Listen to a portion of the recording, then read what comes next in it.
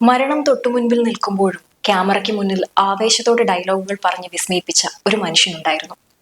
മലയാള സിനിമയുടെ കറുപ്പും വെളുപ്പും നിറഞ്ഞ കാലഘട്ടത്തിൽ തന്റെ കരുത്തുറ്റ ശബ്ദം കൊണ്ടും അതുപോലെ തന്നെ പൗരുഷം തുളുമ്പുന്ന ഭാവം കൊണ്ടും ചക്രവർത്തിയായ ഒരു കലാകാരൻ, സത്യൻ മാഷ് എന്ന് നമ്മൾ സ്നേഹത്തോടെ വിളിച്ച മാനുവൽ സത്യനീശൻ നാടാർ. 1912 നവംബർ 9 തിരുവനന്തപുരത്ത് ഒരു സാധാരണ കർഷക കുടുംബത്തിലാണ് സത്യൻ മാഷി ജനിച്ചത്. പഠനത്തിൽ മിടുക്കനായിരുന്ന അദ്ദേഹം അധ്യാപകനായി തന്റെ ഔദ്യോഗിക ജീവിതം ആരംഭിച്ചു. മാഷ് എന്ന വിളിപ്പേര് അവിടെ നിന്നാണ് അദ്ദേഹത്തെ പിന്തുടരുന്നത്. എന്നാൽ വിധി അദ്ദേഹത്തിന് വേണ്ടി കാത്തുവെച്ചത് മറ്റു ചില വഴികളായിരുന്നു. ലോകം മുഴുവൻ വ്യാപിച്ച രണ്ടാം ലോക മഹായുദ്ധം അദ്ദേഹത്തിന്റെ ജീവിതം മാറ്റിമറിച്ചു. അധ്യാപക ജോലി ഉപേക്ഷിച്ച് അദ്ദേഹം പട്ടാളത്തിൽ ചേർന്നു. മ്യാൻമറിലെ വനങ്ങളിൽ യുദ്ധം ചെയ്ത ആ പട്ടാളക്കാരന്റെ അച്ചടക്കവും നിശ്ചയദാർഢ്യവുമാണ് പിന്നീട് അദ്ദേഹത്തിലെ നടനെ രൂപപ്പെടുത്തിയത്. യുദ്ധം കഴിഞ്ഞ് തിരിച്ചെത്തിയ അദ്ദേഹം ട്രാവൻകൂർ സ്റ്റേറ്റ് പോലീസിൽ ഇൻസ്പെക്ടറായി ചുമതലയേറ്റു. ആ കാലഘട്ടത്തിലാണ് അദ്ദേഹം തന്റെ സത്യസന്ധതയും കരുത്തും പ്രകടിപ്പിച്ച നാടാർ ഇൻസ്പെക്ടർ എന്ന പേരിൽ ചരിത്രത്തിൽ ഇടം പിടിച്ചത്. 1940കളിലെ കമ്മ്യൂണിസ്റ്റ് സമരങ്ങളുടെ കാലം. 1946 ഒക്ടോബർ മാസം ആലപ്പുഴയിലെ കർഷക തൊഴിലാളികൾ ആയുധമെടുത്ത് സമരത്തിനിറങ്ങിയ സമയം.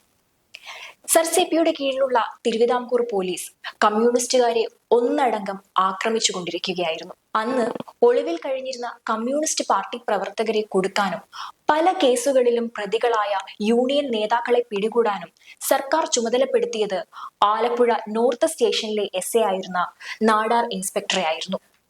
പുന്നപ്ര വയലാർ സമരമുഖത്ത് മുൻപന്തിയിലായിരുന്ന മുൻ മുഖ്യമന്ത്രി VS അച്യുതാനന്ദൻ അടക്കമുള്ള കമ്മ്യൂണിസ്റ്റ് നേതാക്കളെ അക്കാലത്ത് നാടാർ ഇൻസ്പെക്ടറും സംഘവും പിടികൂടുകയും മർദ്ദിക്കുകയും ചെയ്തു. സമരക്കാരെയും കമ്മ്യൂണിസ്റ്റ് നേതാക്കളെയും ഉൾപ്പെടെ വിലങ്ങുവെക്കുകയും മർദ്ദിക്കുകയും ചെയ്തതോടെ നാടാർ ഇൻസ്പെക്ടറോടുള്ള സമരക്കാരുടെ രോഷം വർദ്ധിച്ചു. ആ കാലഘട്ടത്തിൽ നാടാർ ഇൻസ്പെക്ടർക്കെതിരെ പല ചുവരെഴുത്തുകളും പ്രത്യക്ഷപ്പെട്ടിരുന്നു.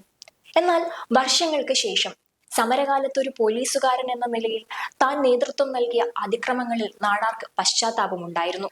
ആ കാരണം കൊണ്ടാണ് 1968 പുന്നപ്ര വയലാർ എന്ന പേരിൽ അന്നത്തെ കമ്മ്യൂണിസ്റ്റ് വിപ്ലവം ഉദയ പ്രൊഡക്ഷൻ സിനിമയാക്കാൻ തീരുമാനിക്കുകയും അതിൽ ഒരു പ്രധാന വേഷം ചെയ്യണമെന്ന ആവശ്യവുമായി നിർമ്മാതാക്കൾ അദ്ദേഹത്തെ സമീപിച്ചപ്പോൾ അദ്ദേഹം പിന്മാറിയതും. തന്റെ 39ാം വയസ്സിലാണ് അദ്ദേഹം സിനിമയിൽ അരങ്ങേറ്റം കുറിക്കുന്നത്. ഇന്നത്തെ കാലത്ത് 39 വയസ്സിൽ ഒരു പുതുമുഖ നടനെ കുറിച്ച് ചിന്തിക്കാൻ പോലും കഴിയില്ല. പക്ഷേ സത്യൻ മാഷ് അത് സാധിച്ചെടുത്തു. തന്റെ പോലീസ് യൂണിഫോം അഴിച്ചുവെച്ച് അദ്ദേഹം തിരശീലയിലെ വേഷങ്ങൾ അണിഞ്ഞു. 1952 ആത്മശാന്തി എന്ന ചിത്രത്തിലൂടെയാണ് അദ്ദേഹം സിനിമയിലെത്തിയത്. നീലക്കുയിൽ എന്ന ചിത്രത്തിലെ ശ്രീധരൻ നായർ എന്ന കഥാപാത്രം മലയാള സിനിമയുടെ ചരിത്രം മാറ്റിമറിച്ചു. പിന്നീട് ചെമ്മീനിലെ പളനിയായും തച്ചോളി ഉദയനായും അദ്ദേഹം നിറഞ്ഞാടി. എന്നാൽ സത്യൻ മാഷിന്റെ ജീവിതത്തിലെ ഏറ്റവും വലിയ പോരാട്ടം അദ്ദേഹത്തിന്റെ രോഗാവസ്ഥയോടായിരുന്നു. സിനിമയിൽ ഉന്നതിയിൽ നിൽക്കുമ്പോഴാണ് ലുക്കീമിയ എന്ന രോഗം അദ്ദേഹത്തെ തേടിയെത്തിയത്. ഡോക്ടർമാർ വിശ്രമം നിർദ്ദേശിച്ചെങ്കിലും അദ്ദേഹം ക്യാമറയ്ക്ക് മുന്നിലേക്ക് തന്നെ പോയി. ഓരോ ദിവസവും തന്റെ ശരീരത്തെ കാർന്നു തിന്നുന്ന വേദനയെ അദ്ദേഹം സിനിമയോടുള്ള സ്നേഹം കൊണ്ട് മറികടന്നു. ഓരോ ആഴ്ചയും ആരും അറിയാതെ ബ്ലഡ് ട്രാൻസ്ഫ്യൂഷൻ നടത്തി അദ്ദേഹം അഭിനയിച്ചു. വേദന കൊണ്ട് ശരീരം വിറയ്ക്കുമ്പോഴും സംവിധായകൻ ആക്ഷൻ എന്ന് പറഞ്ഞാൽ ആ കണ്ണുകളിൽ ഒരു മികച്ച അഭിനേതാവിന്റെ തിളക്കം കാണാമായിരുന്നു. അനുഭവങ്ങൾ പാളിച്ചകൾ എന്ന സിനിമയുടെ സെറ്റിൽ വെച്ച് തളർന്നു വീഴുമ്പോഴും തന്റെ ഭാവങ്ങൾ പൂർത്തിയാക്കാനുള്ള ആവേശത്തിലായിരുന്നു അദ്ദേഹം. ഉടൻ മരിക്കുമെന്ന് അറിഞ്ഞിട്ടും അത് പുറത്തു പറയാതെ അദ്ദേഹം സിനിമയെ പ്രണയിച്ചു. മരിക്കുന്നതിന് തൊട്ടു മുൻപ് അഭിനയിച്ച സിനിമയിൽ പോലും ആ മുഖത്ത് മരണത്തിന്റെ നിഴൽ വീണില്ല. രോഗത്തിന് കീഴടങ്ങാൻ തയ്യാറാകാത്ത ഇച്ഛാശക്തിയാണ് സത്യൻ എന്ന മനുഷ്യനെ ഒരു ഇതിഹാസമാക്കുന്നത്.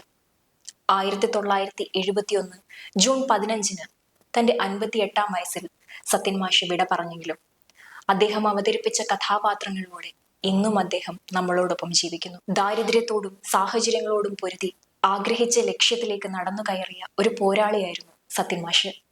പ്രതിസന്ധികൾക്ക് മുന്നിൽ പതറാതെ ലക്ഷ്യത്തിലേക്ക് കുതിച്ചുയരാൻ അദ്ദേഹത്തിന്റെ ജീവിതം നമുക്ക് പ്രചോദനമാകട്ടെ. മലയാള സിനിമയിലെ ആ നിത്യവിസ്മയത്തിന് പ്രണാമം.